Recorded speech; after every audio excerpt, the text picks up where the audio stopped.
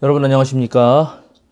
마태복음서 강의 137강입니다. 오늘은 마태복음서 22장 41절에서 46절 말씀입니다. 제가 봉독합니다. 바리새파 사람들이 모였을 때 예수께서 그들에게 물으셨다. 너희는 그리스도를 어떻게 생각하느냐? 그는 누구의 자손이냐? 그들이 예수께 대답하였다. 다윗의 자손입니다. 예수께서 다시 그들에게 말씀하셨다. 그러면 다윗이 성령의 감동을 받아 그를 주님이라고 부르면서 말하기를 주님께서 내 주께 말씀하셨다. 내가 내 원수를 내 발 아래에 굴복시킬 때까지 너는 내 오른쪽에 앉아 있어라 하였으니 이것이 어찌된 일이냐. 다윗이 그리스도를 주라고 불렀는데 어떻게 그리스도가 그의 자손이 되겠느냐. 그러자 아무도 예수께 한마디도 대답하지 못했으며 그날부터는 그에게 감히 묻는 사람도 없었다. 그동안 논쟁이 벌어질 때마다 예수님은 대제사장들, 또 백성의 원로들, 바리새파들, 사두개파들, 율법교사들에게 물음을 받아서 대답을 하셨죠. 그런데 오늘은 다른 점이 있는데 이 마지막 논쟁 이야기에서는 예수님이 주도권을 잡고 이제 바리새파들에게 먼저 묻고 계십니다. 질문의 핵심은 이것입니다. 그리스도, 즉 메시아가 누구인가 하는 것입니다. 많은 사람들은 하나님께서 보내시는 메시아는 다윗의 후손이어야 한다고 당시 생각했습니다. 예레미야 25장 5, 6절, 이사야 11장 1절에서 10절에 그렇게 예언하고 있습니다. 예레미야 말씀을 좀 읽어드리면 내가 다윗에게서 의로운 가지 하나 돋아나게 할 그날이 오고 있다. 나 주의 말이다. 그는 왕이 되어 슬기롭게 통치하면서 세상에 공평과 정의를 실현할 것이다. 그때가 오면 유다가 구원을 받을 것이며 이스라엘이 안전한 거처가 될 것이다. 사람들이 그 이름을 주님은 우리의 구원이시다라고 부를 것이다. 그 이사야에서도 앞에 보면은 이런 말이 나옵니다. 이새의 줄기에서 한 싹이 나며 그 뿌리에서 한 가지가 자라서 열매를 맺는다. 이 이새의 줄기라는 게 다윗의 후손이라는 뜻이죠. 또 뒤에도 보면은 그날이 오면 이새의 뿌리에서 한 싹이 나서 만민의 깃발로 세워질 것이며 민족들이 그를 찾아 모여들어서 그가 있는 곳이 영광스럽게 될 것이다. 이런 성서 구절로 인해서 이제 대다수의 당시 유대 사람들은 장차 오실 메시아, 즉 그리스도 구원자는 다윗의 자손에게서 나올 것이라고 생각했습니다. 그런데 오늘 예수님은 시편 110편 1절의 말씀을 인용하시면서 바리새파 사람들을 궁지에 몰아넣는 것입니다. 주님께서 내 주님께 말씀하시기를 내가 너의 원수들을 너의 발판이 되게 하기까지 너는 내 오른쪽에 앉아 있어라 하셨습니다. 이게 이제 마태복음서에는 44절로 나와 있는 것인데요. 우리가 지금 읽는 새번역 성경은 이 여호와를 전부 주님이라고 번역해서 좀 헷갈릴 수 있기 때문에 제가 다시 개역 개정판으로 한번 읽어보겠습니다. 여호와께서 내 주에게 말씀하시기를 내가 내 원수들로 내 발판이 되게 하기까지 너는 내 오른쪽에 앉아 있으라 하셨도다. 흔히 시편은 다윗이 지은 시로 당시 이해됐습니다. 그러니까 다윗이 말하기를 하나님께서 다윗의 주, 즉 다윗의 메시아가 그리스도니까요. 다윗의 그리스도에게 말씀하시기를 하나님께서 그리스도의 원수들이 그리스도의 발판이 되기까지 하나님 우편에 앉아 있으라고 했다는 것입니다. 이 구절에 따르면 분명히 다윗이 그리스도를 주라고 표현하고 있습니다. 그러니 이제 다윗이 메시아를 주님이라고 부르는데 메시아가 어떻게 다윗의 자손이 될 수 있느냐? 한번 답변해봐라. 이렇게 바리새파에게 예수님이 질문 던졌고 바리새파가 아무 말도 하지 못하고 그 이후로는 누구도 이제 예수님께 감히 질문을 못했다 하는 것입니다. 당시 예수님은 메시아, 그리스도로 추앙되고 있었는데 예수께서는 나사렛에서 자라고 메시아가 아니라는 비판적 목소리가 있었습니다.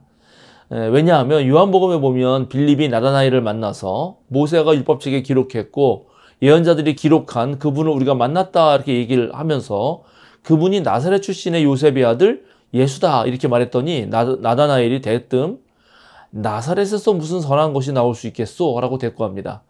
그러니까 당시 예수님의 사회적 지위, 경제적, 정치적 위치는 매우 보잘것없었던 것입니다.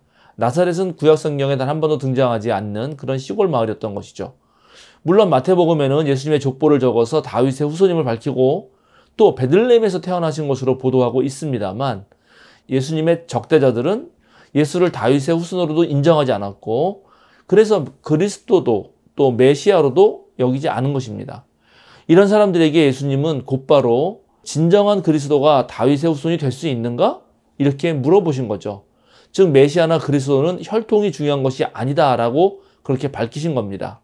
세상적 가치관, 신분이나 혈통 또는 권력이나 재력, 지식이나 사회적 지위보다 더 중요한 것이 있다 하는 것을 예수님은 말씀하고자 하셨습니다.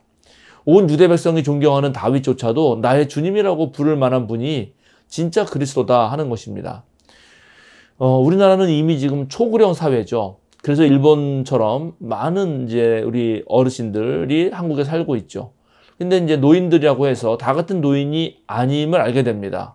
살아가는 인생 여정의 삶이 다 다르기 때문에 어떤 사람은 나이보다 빨리 늙어 보이고 또 어떤 사람은 늙음의 속도가 매우 느린 경우도 있죠. 평균 수명이 길어졌다 그래서 또 모두가 다 오래 사는 것도 아니긴 아닙니다.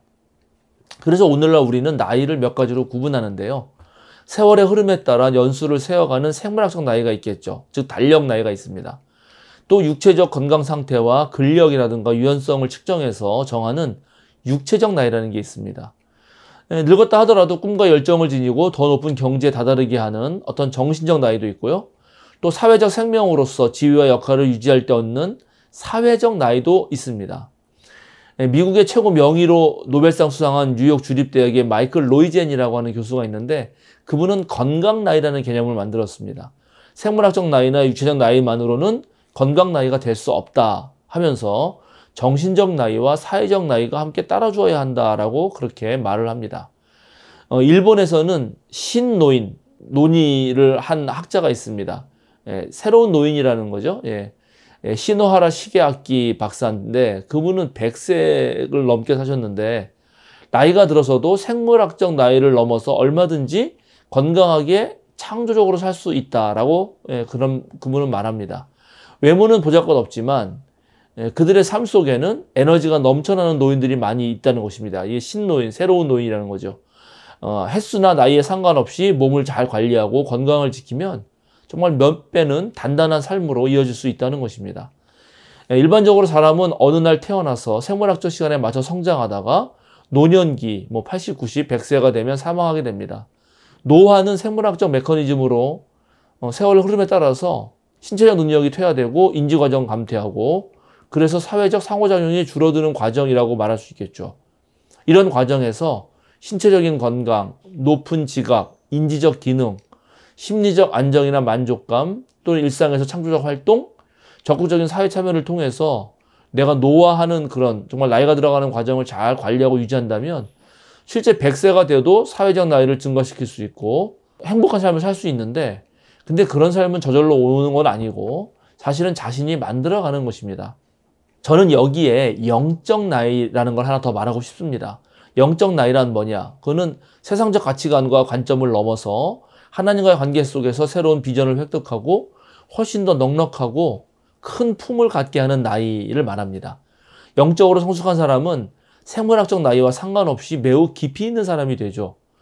예수님도 30대 초반의 청년에 불과했습니다.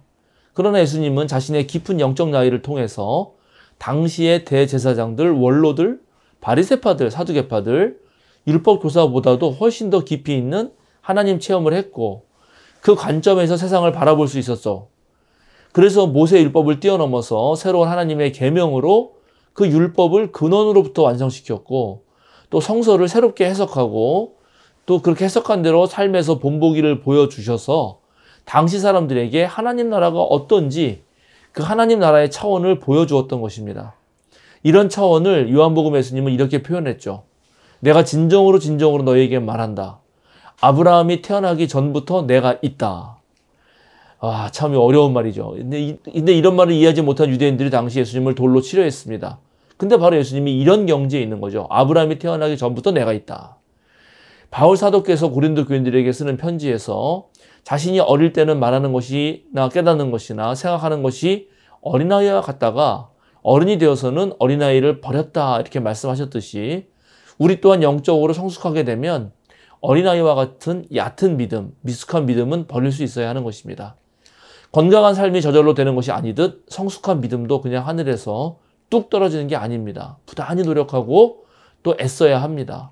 기도하고 말씀 묵상하는 일에 게을러서는 안 되고 또 산상수훈의 말씀 같은 것들을 우리 삶에 적용할 수 있도록 계속 몸으로 훈련해야 합니다. 안 되는 것들은 더 힘쓰고 잘 되는 것들은 더 발전시켜야겠죠. 우리 한 명 한 명의 신앙 성숙 없이 우리 생명사랑교회를 비롯해서 한국교회의 그런 발전이나 부흥은 없습니다. 저와 여러분, 오늘 함께 우리 마태복음서 강의에 참여하신 여러분 모두가 정말 깊은 또 넓고 무르익은 그런 신앙을 가져서 세상 사람들이 얕보지 않을 수 있도록 만들어야 합니다.